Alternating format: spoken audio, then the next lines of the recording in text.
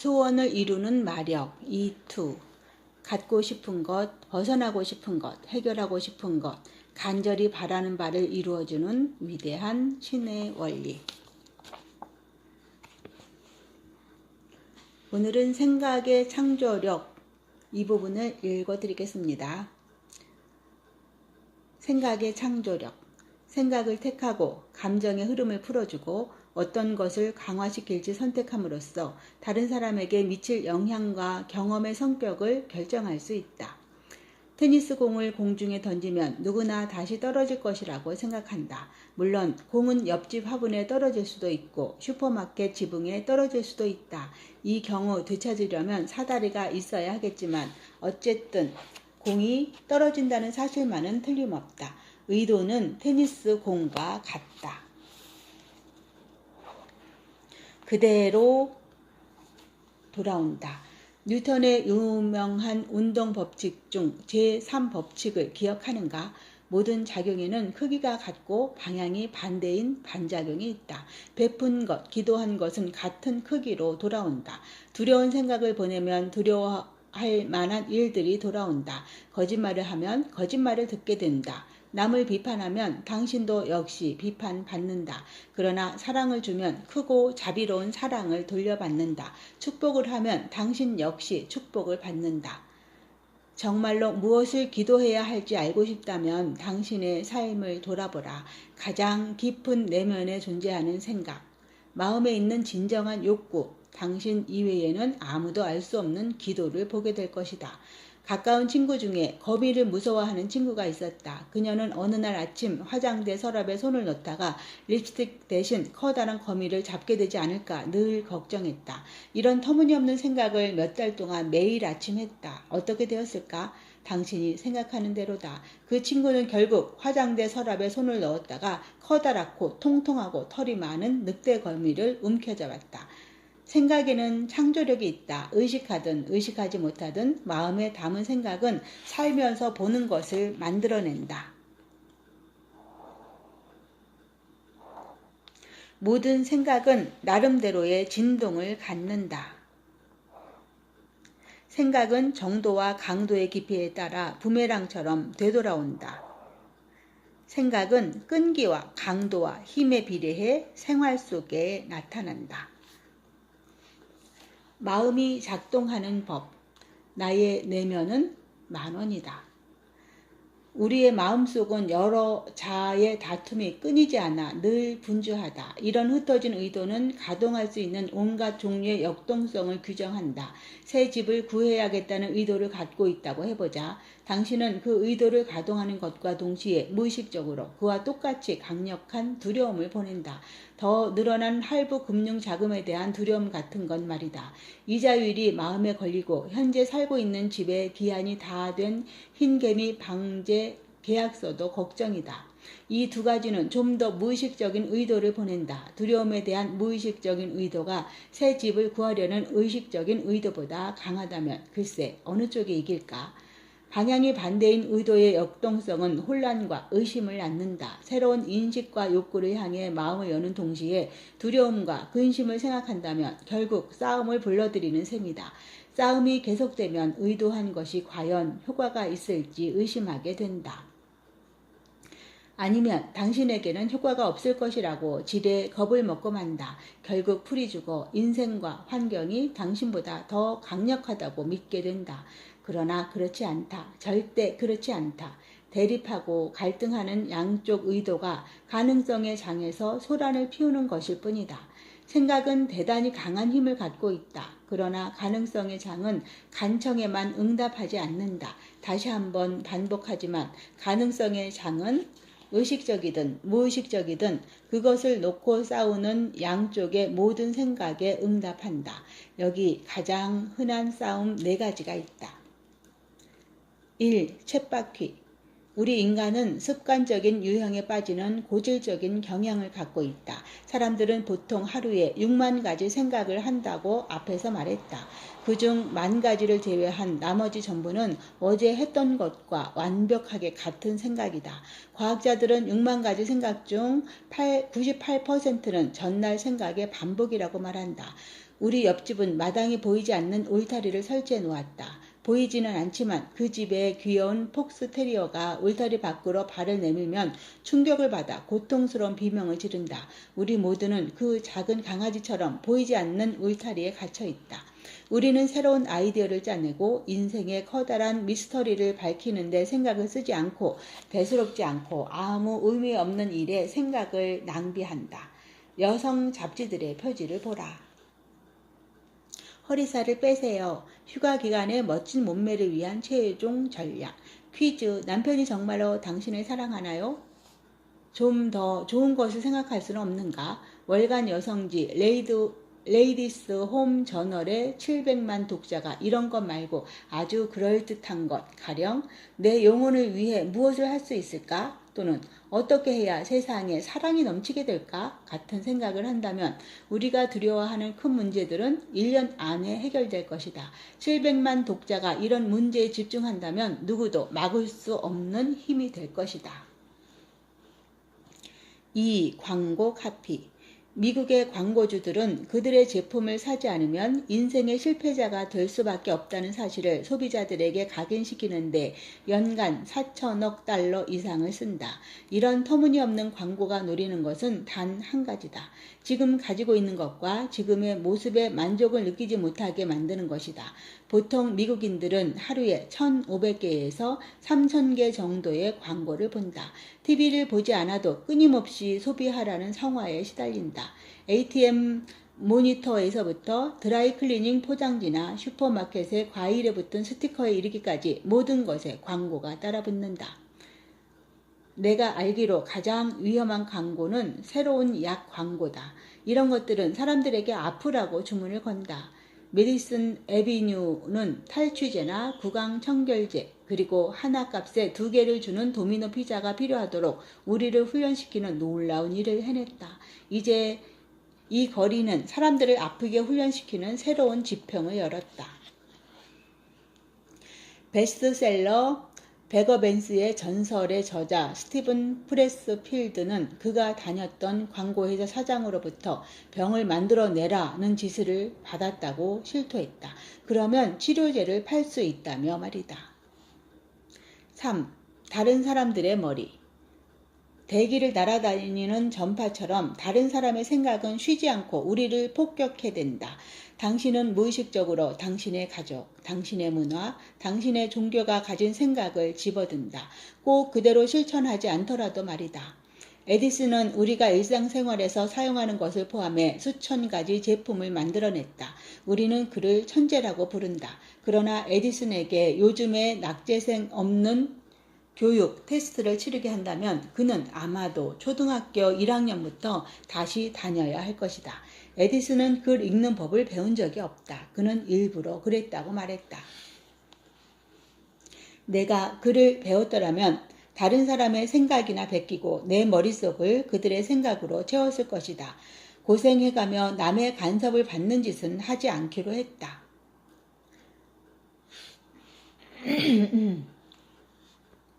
문맹을 옹호할 의도는 없지만 생각으로 가득 찬 비정상적인 세상의 간섭을 덜 받고 가능성의 장에 좀 더 가까이 가려면 한 번쯤 귀 기울여 볼 만한 이야기다. 영적 스승들이 명상을 하는 이유는 세상의 간섭을 피하는 데 도움이 되기 때문이다. 4. 당신 자신의 머리. 당신의 생각을 가만히 들여다보라. 그 생각을 방해하는 더 큰 생각이 저 밑에 있을 것이다. 불행하게도 우리 모두는 이런 사운드 트랙을 바탕에 깔아놓는다. 나는 뭔가 잘못됐어. 나는 아직 멀었어. 나는 재능이 없어. 나는 그만한 자격이 없어. 나는 그것을 못해. 그건 너무 어려워. 이런 부정적인 말들은 소위 잘못된 기도이고 당신이 무조건 복종하며 따라갔던 애초의 믿음이다. 좋은 소식, 이는 모두 사실이 아니다. 나쁜 소식, 하지만 사실인 것처럼 작동한다. 사람들은 이런 생각들을 부적처럼 갖고 다니지만 그것을 몸에 지니고 있다는 사실조차 잊고 있다. 더구나 그런 부적은 너무 친숙해서 그것 없이는 인생을 꾸려갈 꿈도 꾸지 못한다. 처음 잡지에 글을 기고하기 시작했을 때 나는 세이스타디움에 어울리지 않는다는 열등감을 떨치지 못했다.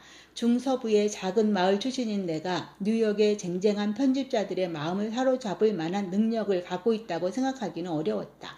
내 생각을 드러내는 기획을 계속 보내 상대방의 의중을 타진하기는 했지만 썩 좋은 반응을 얻으리라고 기대하지는 않았다. 그래서인지 결국 나한테까지 돌아올 일감이 없다는 사실만 확인하고 말았다. 기껏해야 이름 없는 잡지사에서 주는 일감 정도나 어쩌다 하나씩 걸리겠지라고 생각하며 말이다. 두말할 필요 없이 나는 거절 통지서를 여러 장 받았다. 그것만 가지고도 신시내티를 도배하고도 남을 것이다. 편집자들은 딴 데 가서 알아보라는 말은 하지 않았지만 열심히 써보라는 상투적인 격려도 하지 않았다. 그러다가 어느 날 우연히 로렌스 블록이 지은 당신의 삶을 위해 써라 라는 책을 읽게 되었다. 1980년대 초 라이터스 다이제스트에 실리던 블록의 컬럼이 인기 절정이었을 때 그는 아내 린과 함께 작가 지망생들을 위한 1년의 세미나를 개최하기로 했다. 보통 작가 세미나는 플롯 구성법이나 에이전트를 확보하는 전략 같은 것을 다루지만 블록의 세미나는 작가가 되는데 정말로 필요한 것만을 다루었다. 아집에서 빠져나오는 것과 부정적인 생각을 제거하는 것이 바로 그것이다. 그들은 자신을 가망 없는 지루한 인간이라고 생각하지 않았다. 세미나의 참가자들은 명상한 뒤 파트너를 붙잡고 가장 두려워하는 것을 털어놓았다. 그리고 그토록 쓰고 싶은데도 쓰지 못하는 근본적인 이유를 찾았다. 세미나는 크게 성공했지만 그 역시 작가였던 블록은 전국을 다니며 체질에도 맞지 않는 이벤트를 벌이는 여정에 지쳤다. 블록은 세미나를 걷어치우고 자비로 당신의 삶을 위해 써라를 출간했다. 내가 그 책을 접한 것은 출간한 지 얼마 되지 않아서였다. 나는 그 책을 진지하게 읽었고 책에 나오는 연습을 모두 했다. 나는 긍정문을 썼고 내가 정말로 두려워하는 것을 찾기 위해 내 아내 아이와 상담했다. 심지어 나 자신에게 30일 동안 계속 엽서를 보내기도 했다. 엽서에는 이런 문구를 써서 나 자신에게 자신감을 불어넣었다. 팸, 너는 대단한 작가야. 팸, 너는 뉴욕 편집자들의 관심을 끌만한 얘기거리를 가지고 있어. 팸, 너는 재미있고 사람들은 내 말에 귀 기울이고 싶어해. 아마도 우리 집에 편지를 배달해주는 사람은 나를 머리가 살짝 어떻게 된 사람이라고 여겼을 것이다. 하긴 남들이 보기에 나는 자신이 얼마나 매력적이고 가진 것이 많은지 스스로 알려주겠다며 매일 25센트짜리 우표를 낭비하는 사람일 수도 있었다. 그러나 그렇게 해서 내 삶이 얼마나 달라졌는지 그 집배원이 알았다면 그도 망설임 없이 그렇게 했을 것이다. 갑자기 유명 잡지사들에서 일감이 들어오기 시작했다. 뉴욕의 대형 잡지사 편집장들이 연달아 전화를 걸어왔다. 모던 브라이드는 커플이 함께 할 수 있는 운동에 관한 글을 부탁해왔다. 레이디스 홈 저널은 템파베이 여행기를 부탁해왔다. 자리를 잡지 못해 앞날이 불안했던 캔자스 출신의 작가가 갑자기 치과에 가면 흔히 꽂혀있는 전국적인 대형 잡지사로부터 원고 청탁을 받은 것이다. 내가 갑자기 더 유려한 필치로 좀 더 매력적인 글을 쓰기 시작하는 것일까? 그런 면도 조금은 있겠지만 대부분의 이유는 생각하는 것과 나 자신에 대해 말하는 내용을 바꾸었기 때문이다.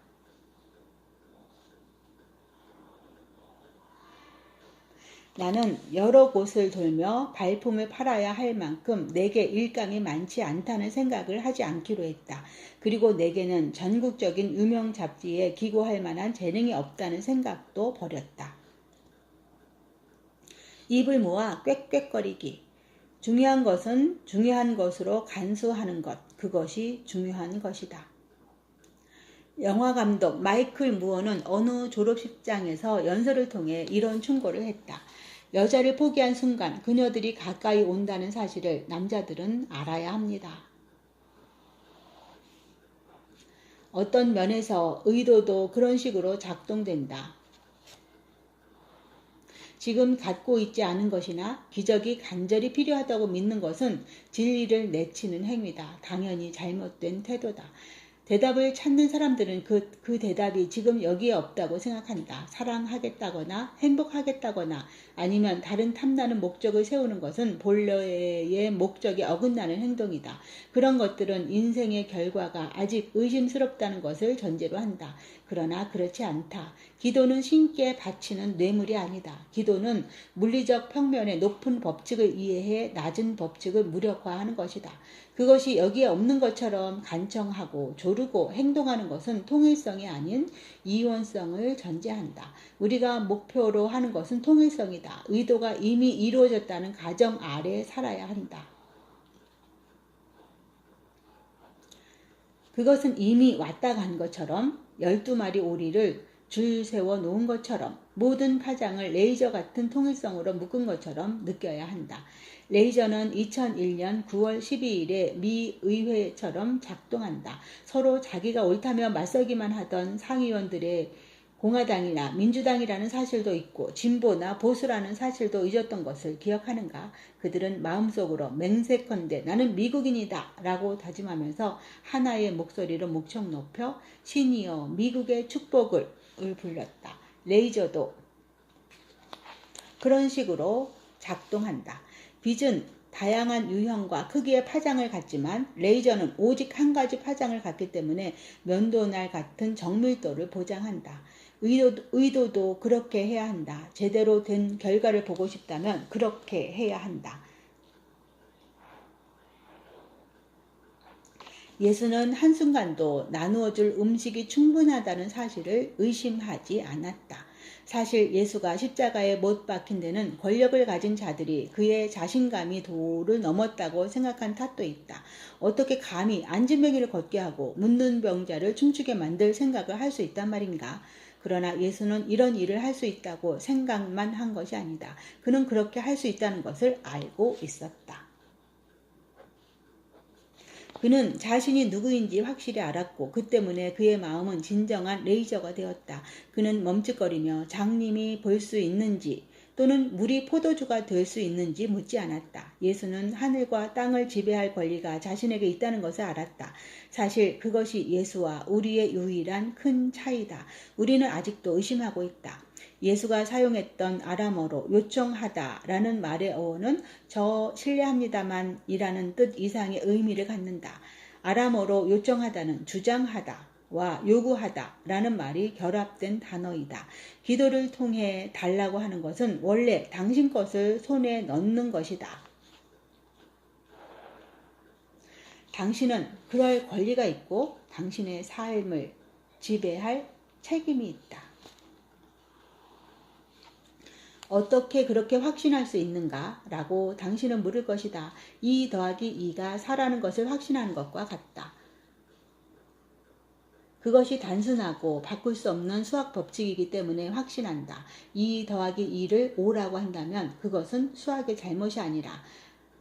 마찬가지로 당신이 원하는 답을 얻지 못한다 해도 그것이 가능성의 장의 잘못은 아니다. 그 원칙을 무너뜨린 것은 바로 당신이다. 우연은 없다. 항구에 정박한 배는 안전하다. 그러라고 배를 만든 것은 아니다. 항구에 정박한 배는 안전하다. 그러라고 배를 만든 것은 아니다. 어거스텐 버로스는 34살에 술을 끊고 뉴욕 타임스지가 선정한 베스트셀러 작가가 되기로 마음먹었다. 그는 회고록 마법의 생각에서 이렇게 말했다. 비참한 생활을 이어가는 알코올 중독자 카피라이터와 평단의 호평을 받으면서 선풍을 일으키는 작가의 차이는 엄청나다. 협곡만큼이나 거대하다. 어느 날 나는 바로 그 협곡을 뛰어넘기로 작정했다. 14일 뒤에 그는 셀레비전이란 소설의 원고를 탈고했다. 나는 그것이 베스트셀러가 되리라 예상하지 않았다. 그 책은